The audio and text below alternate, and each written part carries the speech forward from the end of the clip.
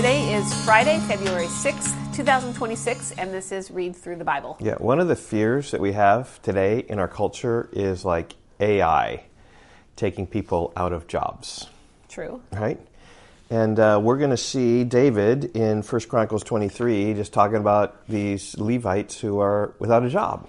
Right? Okay, right, because they used to move the tabernacle around. Yeah. And so they had jobs related to that. But now, it's not the temple yet, but it's more of a permanent tent in Jerusalem that David set up. And so they don't need to move the ark and the tabernacle anymore. So those guys need new jobs. Yep, so that's what we're going to read in 1 Chronicles 23 and 24 today. Just about this temple, whatever, tabernacle tent set it in an original place. Like these people, they don't have to pack up and move, so they're not camping anymore. They've got a permanent place for their tent to sit. Right. So chapter 23, verse 26 says, "And so the Levites no longer need to carry the tabernacle or any of the things for its service." Yep. So David is setting in place everything needed for a tabernacle, for a temple eventually to be built by Solomon. Okay, so here we are, 1 Chronicles chapter 23. Okay. When David was old and full of days, he made Solomon his son king over Israel. And David assembled all the leaders of Israel and the priests and the Levites. The Levites, 30 years old and upward, were numbered, and the total was 38,000 men. 24,000 of these, David said, shall have charge of the work in the house of the Lord. Which, by the way, that's just astonishing. 24,000 people working. And this house of the Lord, this tabernacle, this tent, wasn't so huge. And to have 24,000 of it. At church, I'm the only pastor at church. We're hoping to bring on another one this year. But that's just two compared to 24,000.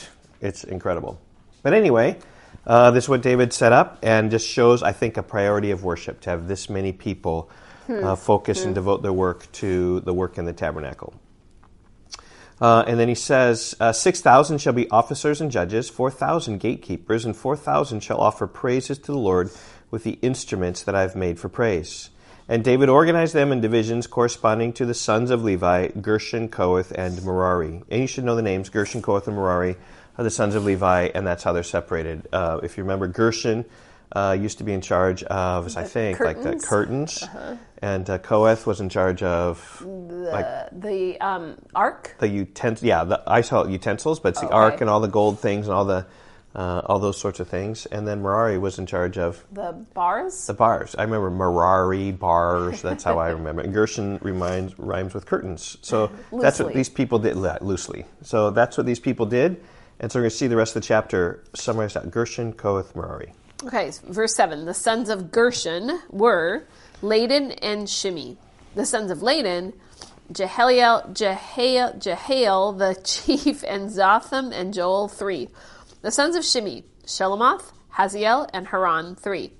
These were the heads of the fathers' houses of Laden. Of the sons of Shimei, Jahath, Zena, and Jerush, and Beriah. These four were the sons of Shimei. Jahath was the chief, and Ziza the second. But Jeush and Beriah did not have many sons. Therefore, they became counted as a single father's house. In verse 12, the sons of Kohath, Amram, Izhar, Hebron, and Uzziel, 4. The sons of Amram, Aaron and Moses.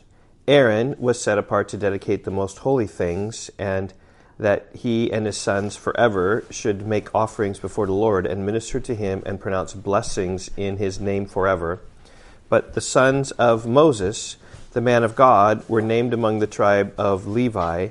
The sons of Moses, Gershom and Eleazar. The sons of Gershom, Shebuel the chief. The sons of Eleazar, Rehabiah the chief. Eleazar had no other sons, but the sons of Rehabiah were very many. The sons of Izhar, Shelomoth the chief. The sons of Hebron, Jeriah the chief, Amariah the second, Jehaziel the third, and Jekameam the fourth. The sons of Uzziel, Micah the chief, and Ishiah the second. The sons of Merari, Mali and Mushi. The sons of Mali, Eleazar and Kish. Eleazar died having no sons, but only daughters. Their kinsmen, the sons of Kish, married them. The sons of Mushi, Mali, Eder, and Jeremoth, 3. These were the sons of Levi by their fathers' houses, the heads of the fathers' houses as they were listed according to the number of the names of the individuals from 20 years old and upward, who were able to do the work for the service of the house of the Lord. For David said, "The Lord, the God of Israel, has given rest to his people, and he dwells in Jerusalem forever." And so the Levites no longer need to carry the tabernacle or any of the things for its service. For by the last words of David, the sons of Levi were numbered from 20 years old and upward for their duty to assist the sons of Aaron. And the sons of Aaron, these would be like the priests, to assist the sons of Aaron for the service of the house of the Lord, having the care of the courts and the chambers, the cleansing of all that's holy, and any work for the service of the house of God. Their duty was also to assist with the showbread, the flour for the grain offering, the wafers of unleavened bread and baked offering, and the offering mixed with oil, and all the measures of quantity or size. And they were to stand every morning thanking and praising the Lord, and likewise at evening. Well, just like dedicated worship people. Yeah. And they were to stand every morning thanking and praising the Lord, and likewise at evening. And whenever burnt offerings were offered to the Lord on Sabbaths, new moons, and feast days, according to the number required of them, regularly before the Lord. Thus they were to keep charge of the tent of meeting and the sanctuary, and to attend the sons of Aaron, their brothers, for the service of the house of the Lord. And so, like here we just see, like the ESV heading is really good. David organizes the Levites. He begins to, just particularly those who have to do the service of the house of the Lord. Right. And it's like new duties. Yep. Now that the tabernacle is not having to move. Yep. Okay. Chapter 24. The divisions of the sons of Aaron were these. The sons of Aaron, Nadab, Abihu, Eleazar, and Ithamar. But Nadab and Abihu died before their father and had no children. So Eleazar and Ithamar became the priests. With the help of Zadok, of the sons of Eleazar, and Ahimelech of the sons of Ithamar. David organized them according to the appointed duties in their service.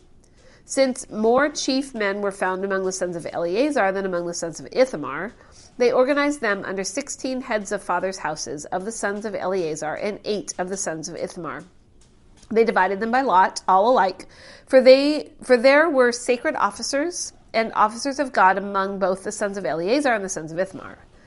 And the scribe Shemaiah, the son of Nethanel, a Levite, recorded them in the presence of the king and the princes, and Zadok the priest, and Ahimelech the son of Abiathar, and the heads of the fathers' houses of the priests and of the Levites, one father's house being chosen for Eleazar and one for Ithamar. The first lot fell to Jehoiarib, the second to Jediah, the third to Harim, the fourth to Seoram, the fifth to Malchijah, the sixth to Mijamim, the seventh to Hakoz, the eighth to Abijah, the ninth to Jeshua, the 10th to Shechaniah, the 11th to Eliashab, the 12th to Jecham, the 13th to Huphah, the 14th to Jeshabab, the 15th to Bilgah, the 16th to Immer, the 17th to Ezer, the 18th to Hapizez, the 19th to Pethahiah, the 20th to Jehekiel, the 21st to Jekin, the 22nd to Gamul, the 23rd to Deliah, the 24th to Messiah. These had as their appointed duty in the service to come into the house of the Lord according to the procedure established for them by Aaron their father, as the Lord, the God of Israel, had commanded them. And so I'm not sure, these are taken by lot. I'm not sure what each of these lots are exactly about. Yeah. But sort of like gave a pecking order or a service order of, I don't know, maybe they had 24 days of rotation. Right, I'm not exactly verse 19 said they had their appointed duty. Right. So whatever it was. And of the rest of the sons of Levi, of the sons of Amram, Shubael, of the sons of Shubael, Jediah, of Rehabiah, of the sons of Rehabiah, Ishiah the chief, of the Izharites, Shelomoth, of the sons of Shelomoth, Jahath, the sons of Hebron, Jeriah the chief, Amariah the second, Jehaziel the third, Jekameam the fourth, the sons of Uziel, Micah, of the sons of Micah, Shamir. The brother of Micah, Ishiah. Of the sons of Ishiah, Zechariah. The sons of Merari, Mali and Mushi. The sons of Jaaziah, Beno. The sons of Merari, Jaaziah, Beno, Shoham, Zakur, and Ibri. Of Mali, Eleazar, who had no sons. Of Kish, the sons of Kish, Jeremiel. The sons of Mushi, Mali, Eder, Jeremoth. These were the sons of the Levites, according to their fathers' houses.